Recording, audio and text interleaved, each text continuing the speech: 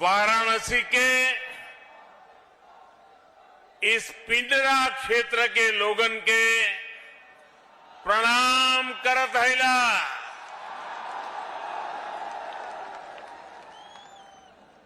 पड़ोस के जिला जौनपुर के सब बंधु एवं भगिनी लोगन के भी प्रणाम। आज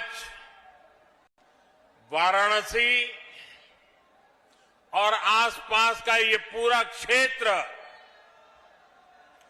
एक बार फिर से पूरे देश, पूरे उत्तर प्रदेश के गांवों, किसानों, पशुपालकों के लिए बहुत बड़े कार्यक्रम का साक्षी बना है। आज का दिन इतिहास भी विशेष है और इसलिए भी विशेष है क्योंकि आज देश के पूर्व प्रधानमंत्री चौधरी चरण सिंह जी की जन्म जयंती है। मैं उन्हें आदरपूर्वक श्रद्धांजलि देता हूं। उनकी स्मृति में देश किसान दिवस मना रहा है। साथियों, हमारे यहां गाय की बात करना, गोवर्धन की बात करना, कुछ लोगों ने ऐसे हालात पैदा कर दिए हैं जैसे कोई गुनाह कर रहे हैं, गुनाह बना दिया है। गाय कुछ लोगों के लिए गुनाह हो सकती है, हमारे लिए गाय माता है, पूजनीय है। गाय भैंस का मजाक उड़ाने वाले लोग ये भूल जाते हैं कि देश के 8 करोड़ परिवारों की आजीविका ऐसे ही पशुधन से चलती है। इन्हीं परिवारों की मेहनत से आज भारत हर साल लगभग 8.5 लाख करोड़ रुपए का दूध उत्पादन करता है और ये राशि जितना भारत में गेहूं और चावल का उत्पादन होता है, उसकी कीमत से भी कहीं ज्यादा ये दूध उत्पादन की कीमत है। इसलिए भारत के डेयरी सेक्टर को मजबूत करना आज हमारी सरकार की सर्वोच्च प्राथमिकताओं में से एक है। इसी कड़ी में आज यहां बनास काशी संकुल का शिलान्यास किया गया है। साथियों, अब मैदान छोटा पड़ गया है, जगह नहीं है, आप वहीं पर अपने आप को संभाल लीजिए।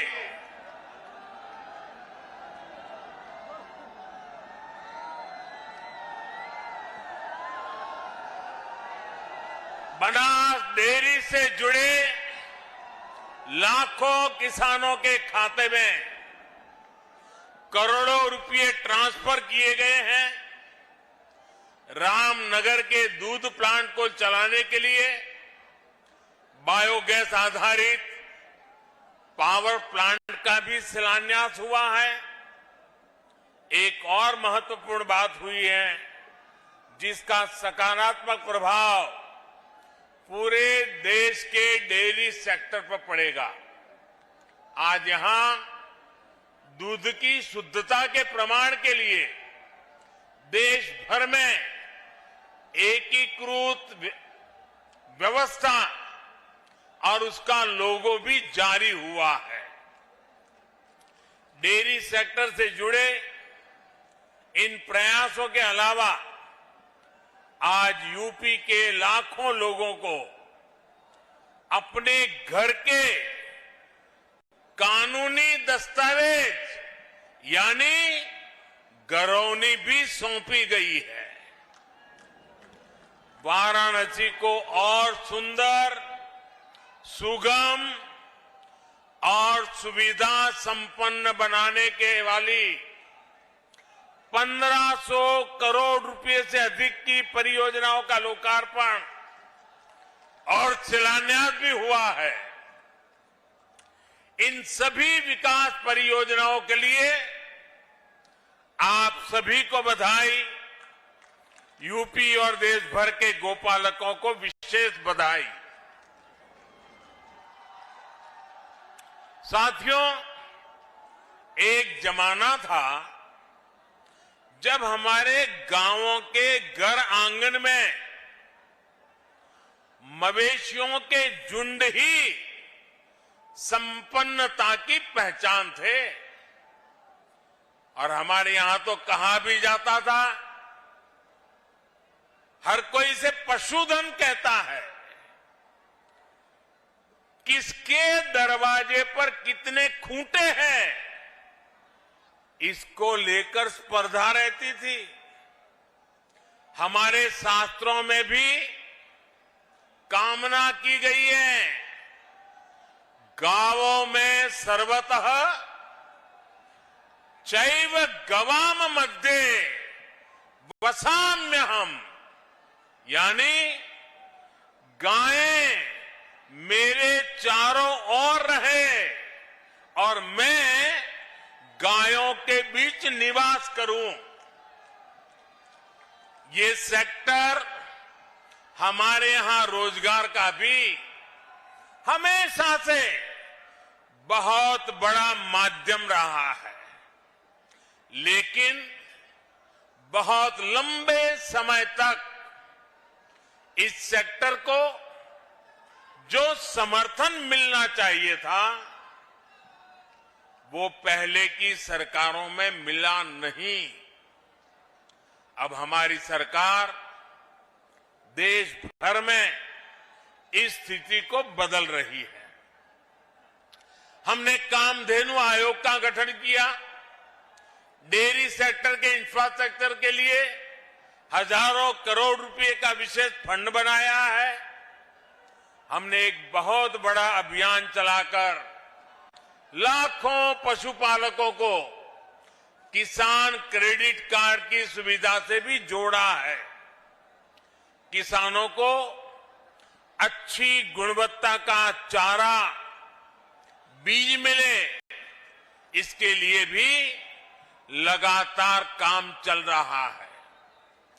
पशुओं का घर पर ही इलाज हो, घर पर ही कृत्रिम गर्भाधान की व्यवस्था हो, इसके लिए भी देशव्यापी अभियान चलाया गया है।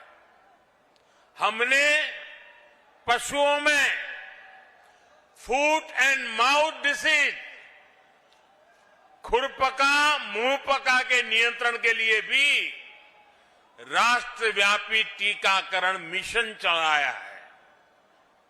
हमारी सरकार सिर्फ बच्चों का ही मुफ्त टीकाकरण नहीं कर रही, सिर्फ कोरोना वैक्सीन ही मुफ्त नहीं लगा रही, बल्कि पशुधन को बचाने के लिए भी अनेक टीके मुफ्त लगवा रही है। साथियों, देश में इन्हीं प्रयासों का परिणाम है कि 6-7 वर्ष पहले की तुलना में देश में दूध उत्पादन लगभग 45% बढ़ा है, यानी करीब करीब 1.5 गुना हुआ है। आज भारत दुनिया का लगभग 22% दूध उत्पादन करता है, करीब करीब 1/4। मुझे खुशी है कि यूपी आज देश का सबसे अधिक दूध उत्पादक राज्य तो है ही, डेयरी सेक्टर के विस्तार में भी बहुत आगे है। भाइयों और बहनों, मेरा अटूट विश्वास है कि देश का डेयरी सेक्टर पशुपालन श्वेत क्रांति में नई ऊर्जा, किसानों की स्थिति को बदलने में बहुत बड़ी भूमिका निभा सकती है। इस विश्वास के कई कारण भी हैं। पहला ये कि पशुपालन देश के छोटे किसान, जिनकी संख्या 10 करोड़ से भी अधिक है, उनकी अतिरिक्त आय का बहुत बड़ा साधन बन सकता है। दूसरा ये कि भारत के डेयरी प्रोडक्ट के पास विदेशों का बहुत बड़ा बाजार है, जिसमें आगे बढ़ने की बहुत सारी संभावनाएं हमारे पास है। तीसरा ये कि पशुपालन महिलाओं के आर्थिक उत्थान, उनकी उद्यमशीलता को आगे बढ़ाने का बहुत बड़ा जरिया है। और चौथा ये कि जो हमारा पशुधन है वो बायोगैस, जैविक खेती, प्राकृतिक खेती का भी बहुत बड़ा आधार है। जो पशु दूध देने योग्य नहीं रह जाते, वो बोझ नहीं होते, बल्कि वो भी हर दिन किसानों की आय बढ़ा सकते हैं। भाई और बहनों, डबल इंजन की हमारी सरकार पूरी ईमानदारी से, पूरी शक्ति से किसानों का, पशुपालकों का साथ दे रही है। आज यहां जो बनास काशी संकुल का शिलान्यास किया गया है, वो भी सरकार और सहकार की इसी भागीदारी का प्रमाण है। सहकारिता क्षेत्र में अहम भूमिका निभाने वाली बनास डेयरी और पूर्वांचल के किसानों, गोपालकों के बीच आज से एक नई साझेदारी शुरू हुई है। ये आधुनिक डेयरी प्लांट जब तैयार हो जाएगा तो पिंडरा ही नहीं, शिवपुर, सेवापुरी, रोहनिया और गाजीपुर, जौनपुर, चंदौली, मिर्जापुर, बलिया, आजमगढ़, मऊ जैसे जिलों के हजारों लाखों किसानों को इससे लाभ होगा। बनास काशी संकुल की इसकी वजह से आसपास के अनेक गांवों में दूध समितियां बनेगी, कलेक्शन सेंटर बनेंगे और दूध के खराब होने की चिंता से मुक्ति मिलेगी। यही नहीं, यहां अच्छी नस्ल के पशुओं के लिए किसानों को मदद मिलेगी और पशुओं के लिए बढ़िया क्वालिटी का आहार भी उपलब्ध कराया जाएगा।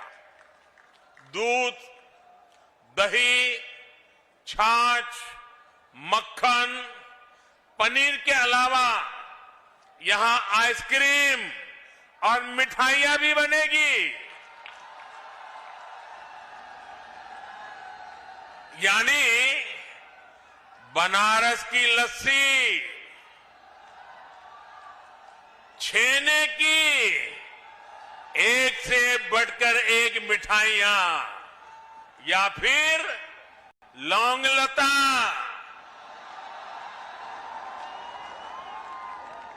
इन सब का स्वाद और बढ़ जाएगा।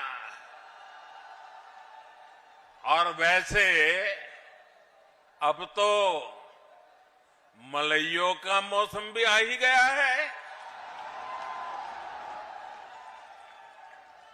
एक प्रकार से बनास काशी संकुल बनारस के रस को और बढ़ा देगा। भाइयों और बहनों, आमतौर पर दूध की क्वालिटी की प्रामाणिकता को लेकर हमारे यहां बहुत उलझन रही है।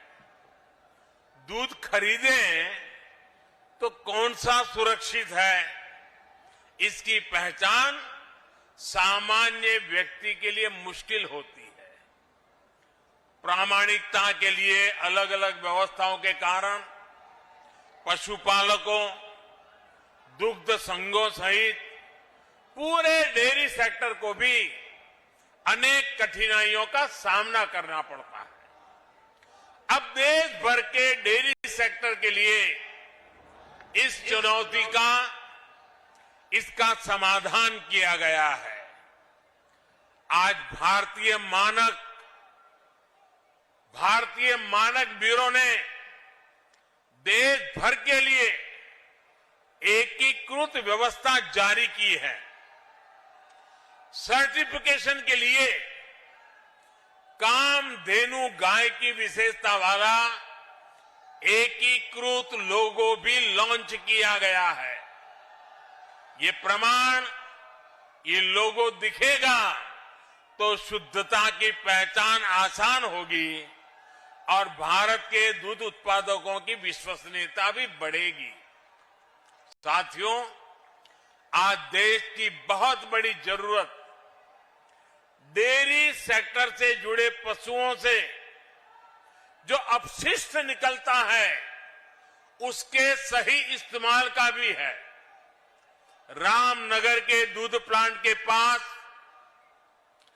बायोगैस से बिजली बनाने वाला प्लांट का निर्माण ऐसा ही एक बहुत बड़ा प्रयास है। यह अपनी तरह की ऐसी परियोजना है जिसमें डेयरी संयंत्र की सारी ऊर्जा जरूरतों को बायोगैस प्लांट से ही पूरा किया जाएगा। यानी किसान न केवल दूध से बल्कि गोबर की बिक्री से भी कमाई कर पाएंगे। आमतौर पर किसानों को गोबर की जो कीमत मिलती है उससे ज्यादा कीमत पर ये बायोगैस प्लांट किसानों से गोबर खरीदेगा। यहां जो बायो स्लरी बनेगी उसका उपयोग बायो स्लरी आधारित जैविक उर्वरकों के उत्पादनों के लिए भी किया जाएगा। जो ठोस जैविक खाद बनेगी वो रासायनिक खादों की तुलना में काफी कम कीमत पर किसानों को उपलब्ध होगी। इससे जैविक खेती, प्राकृतिक खेती का भी विकास होगा और बेसहारा पशुओं की सेवा के लिए भी प्रोत्साहन मिलेगा। साथियों, एक समय था जब भारत में नेचुरल फार्मिंग, प्राकृतिक खेती और प्राकृतिक तरीके से खेती होती थी। प्राकृतिक खेती यानी खेती में कोई बाहरी मिलावट नहीं। जो खेत से मिल रहा है, खेती में जुड़े पशुओं से मिल रहा है, वही तत्व खेती को बढ़ाने के काम में आते थे। खाद हो, कीटनाशक हो, सब कुछ प्राकृतिक तरीके से ही बनते थे, इस्तेमाल होते थे। लेकिन समय के साथ प्राकृतिक खेती का दायरा सिमटता गया, उस पर केमिकल वाली खेती हावी होती गई। धरती मां के कायाकल्प के लिए, हमारी मिट्टी की सुरक्षा के लिए, आने वाली पीढ़ियों के भविष्य को सुरक्षित रखने के लिए अब हमें एक बार फिर प्राकृतिक खेती की तरफ मुड़ना ही होगा। यही आज समय की मांग है और इसलिए अब सरकार नेचुरल फार्मिंग को बढ़ावा देने के लिए, किसानों को जागरूक करने के लिए बहुत बड़ा अभियान भी चला रही है। और आज जब हम आजादी के 75 साल आजादी का अमृत महोत्सव मना रहे हैं, तब मैं देशवासियों से, खास करके मेरे किसान भाइयों बहनों से, विशेषकर मेरे छोटे किसानों को आज किसान दिवस पर आग्रह करूंगा कि आप प्राकृतिक खेती की तरफ आगे बढ़ें। प्राकृतिक खेती खर्च भी कम होता है, उत्पाद भी बढ़ता है। ये खेती का सबसे सस्ता तरीका है, सबसे सुरक्षित तरीका है और आज के विश्व में प्राकृतिक खेती से पैदा हुई फसलों की कीमत भी बहुत ज्यादा है। ये हमारे कृषि सेक्टर को आत्मनिर्भर बनाने की दिशा में भी बड़ा कदम है। मैं देश के स्टार्टअप सेक्टर को भी, नौजवानों को भी कहूंगा कि नेचुरल फार्मिंग के आपके लिए अनेक नई संभावनाएं हैं। हमारे नौजवानों को, युवाओं को इसका पूरा लाभ उठाना चाहिए। अभी यहां मंच पर आने से पहले मुझे ऐसे कई युवाओं से मिलने का मौका मिला। सरकारी योजनाओं से जुड़ने से कितने बड़े साहसपूर्ण काम उन्होंने किए हैं, कितना बड़ा बदलाव उनके जीवन में आया है। मैं उसे सुनकर के बहुत ही आनंदित हुआ। योजनाओं के प्रति मेरा विश्वास और मजबूत हो गया। भाइयों और बहनों, गांवों को, किसानों को आत्मनिर्भर बनाने, उनको अवैध कब्जे से चिंता मुक्त करने में स्वामित्व योजना की भी बहुत बड़ी भूमिका है। मुझे संतोष है कि योगी जी के नेतृत्व में यूपी इसमें भी अग्रणी है। यूपी के सभी 75 जिलों में 23 लाख से अधिक घरौनी तैयार हो चुके हैं। इनमें से करीब 21 लाख परिवारों को आज ये दस्तावेज दिए गए हैं।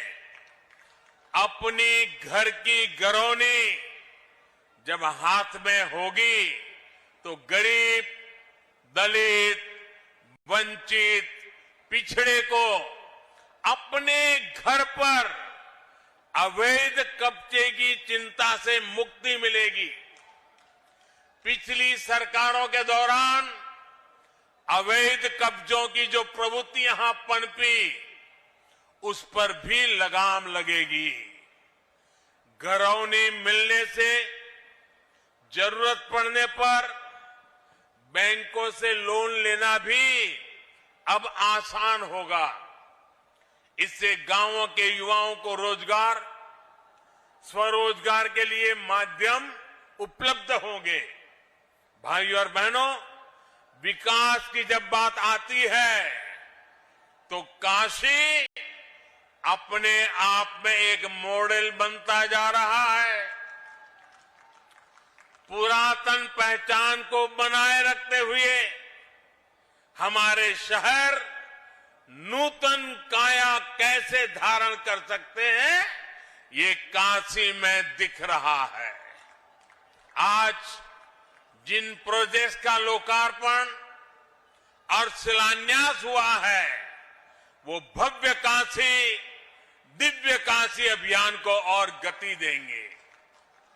काल भैरव जी समेत शहर के 6 वार्डों में जो पुनर्विकास काम है, 700 से अधिक स्थानों पर जो सीसीटीवी कैमरे लगाए गए हैं, उससे स्मार्ट और सुरक्षित सुविधाओं की तरफ बढ़ती काशी को और बल मिला है। महान संत पूज्य श्री रविदास जी की जन्मस्थली को विकसित करने का कार्य भी तेजी से चल रहा है।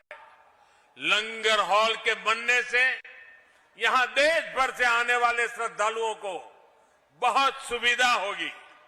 भाइयों और बहनों, आज वाराणसी के जो चौराहे सुंदर हो रहे हैं, सड़कें चौड़ी हो रही हैं, नए पार्किंग स्थलों का निर्माण हो रहा है, उससे शहर में ट्रैफिक जाम की स्थिति में बहुत सुधार हुआ है। ये जो वाराणसी कैंट से लहरतारा होते हुए प्रयागराज की तरफ हाईवे जाता है, इस पर कितना दबाव रहता है ये आपसे अच्छा कौन जानता है। अब जब ये 6 लेन का ही हो जाएगा तो दिल्ली, आगरा, कानपुर, प्रयागराज से आने वाले यात्रियों और सामान ढुलाई सभी के लिए सुविधा होगी। यही नहीं, शहर के दूसरे क्षेत्रों के लिए भी अब आना जाना और आसान हो जाएगा। ये सड़क जिले के प्रवेश द्वार की तरफ विकसित होगी। वाराणसी, भदोही, गोपीगंज सड़क के चौड़ीकरण से शहर से निकलने वाली गाड़ियां रिंग रोड फेज 2 से होते हुए बाहर से जा पाएगी। इससे भारी जाम से मुक्ति मिलेगी। भाइयों और बहनों, हेल्थ, एजुकेशन और रिसर्च हब के रूप में काशी की पहचान को सशक्त करने के लिए निरंतर प्रयास चल रहे हैं। आज एक आयुष अस्पताल का लोकार्पण हुआ है तो नए होम्योपैथिक मेडिकल कॉलेज की स्थापना का काम शुरू हुआ है। इस प्रकार की सुविधाओं से भारतीय चिकित्सा पद्धति के अहम सेंटर के रूप में भी काशी उभरने वाला है। क्षेत्रीय निर्देश मानक प्रयोगशाला के बनने से जल परीक्षण, कपड़े और कालीन से जुड़े परीक्षण यहां हो पाएंगे। इससे वाराणसी और आसपास के अनेक उद्योगों को, बुनकरों को सीधा लाभ होगा। वहीं अंतर्राष्ट्रीय राइस रिसर्च सेंटर में जो नई स्पीड ब्रीडिंग फैसिलिटी स्थापित की गई है, उससे धान की नई किस्म विकसित करने में अब पहले के मुकाबले बहुत कम समय लग रहेगा। भाइयों और बहनों, मैं जब काशी के, उत्तर प्रदेश के विकास में डबल इंजन की डबल शक्ति और डबल विकास की बात करता हूं तो कुछ लोगों को जरा कष्ट ज्यादा ही हो जाता है। ये वो लोग हैं जिन्होंने उत्तर प्रदेश की राजनीति को सिर्फ और सिर्फ जाति, पंथ, मत, मजहब के चश्मे से ही देखा। इन लोगों ने कभी नहीं चाहा कि यूपी का विकास हो, यूपी की आधुनिक पहचान बने। स्कूल, कॉलेज, अस्पताल, सड़क, पानी, बिजली, गरीबों के घर, गैस कनेक्शन, शौचालय, इनको तो वो विकास मानते ही नहीं है। सबका साथ, सबका विकास, सबका विश्वास और सबका प्रयास की ये भाषा भी उनके सिलेबस में, उनकी डिक्शनरी में ये बातें है ही नहीं है। उनके सिलेबस में क्या है, उनकी डिक्शनरी में क्या है, उनकी बोलचाल में क्या है, उनकी सोच में क्या है आप सब जानते हैं। उनके सिलेबस में है माफियावाद, परिवारवाद। उनके सिलेबस में है घरों जमीनों पर अवैध कब्जा।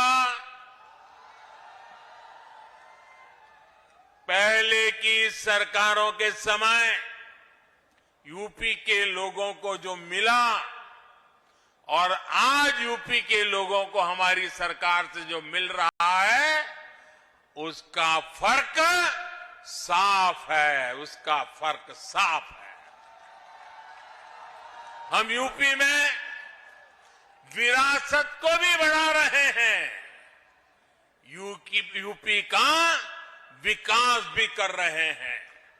लेकिन सिर्फ अपना स्वार्थ सोचने वाले इन लोगों को यूपी का विकास पसंद नहीं आ रहा। हालात तो ये हैं कि इन लोगों को पूर्वांचल के विकास से, बाबा के काम से, विश्वनाथ धाम के काम से भी आपत्ति होने लगी है। मुझे बताया गया है कि बीते रविवार काशी विश्वनाथ धाम में दर्शन के लिए 1.5 लाख से ज्यादा श्रद्धालु पहुंचे थे। यूपी को दशकों पीछे धकेलने वाले इन लोगों की नाराजगी अभी और बढ़ेगी। जिस तरह पूरे यूपी के लोग डबल इंजन की सरकार के साथ डटकर खड़े हैं, हमें आशीर्वाद दे रहे हैं, और जैसे जैसे आशीर्वाद बढ़ता जाता है उनका गुस्सा 7वें आसमान पर पहुंचेगा। साथियों, डबल इंजन की सरकार यूपी के विकास के लिए दिन रात ऐसी ही मेहनत करती रहेगी। महादेव के आशीर्वाद और काशी वासियों के स्नेह से विकास के नए रिकॉर्ड बनाते रहेंगे। इसी विश्वास के साथ सभी विकास परियोजनाओं की आप सबको बहुत बहुत बधाई देता हूं। मेरे साथ बोलिए भारत माता की, भारत माता की, भारत माता की। बहुत बहुत धन्यवाद।